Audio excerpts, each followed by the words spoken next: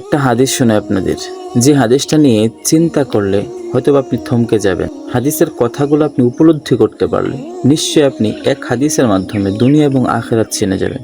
আল্লাহ রাসূল সাল্লাল্লাহু আলাইহি ওয়াসাল্লাম এক সাহাবীকে উপদেশ দিয়ে বলতেছেন যে তুমি দুনিয়াতে এমনভাবে কাজ করো যতদিন তুমি দুনিয়াতে থাকবে।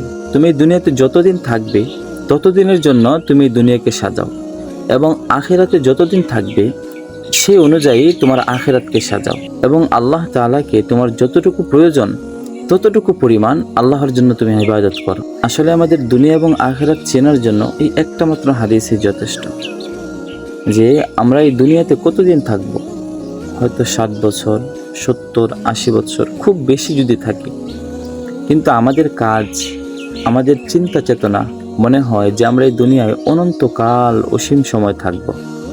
কিন্তু না, 60, 70, 80 বছরের উপর এই দুনিয়ার জীবনের হায়াত আমাদের না।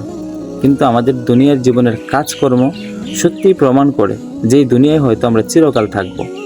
আর আখেরাত নিয়ে আমাদের চিন্তা ভাবনা, আখেরাত নিয়ে আমাদের প্রস্তুতি, এটা হতাশাজনক। নিশ্চয়ই আখেরাতে আমরা যতদিন থাকব সেই অনুযায়ী আখেরাতের জন্য প্রস্তুতি নেওয়া উচিত। আল্লাহ রাসূল বলেন যে আখেরাতে তুমি যতদিন থাকবে ততদিনের জন্য। এখন আমাদের সেই সময়সীমা কতটুকু? অনন্ত, অসীম, সীমাহীন। আমাদের আখেরাত নিয়ে চিন্তা ভাবনাটাও ওই রকম হওয়া উচিত যে আমাদের আখেরাত চিরকালের জন্য, আমাদের প্রস্তুতিটাও চিরকালের জন্য হওয়া উচিত।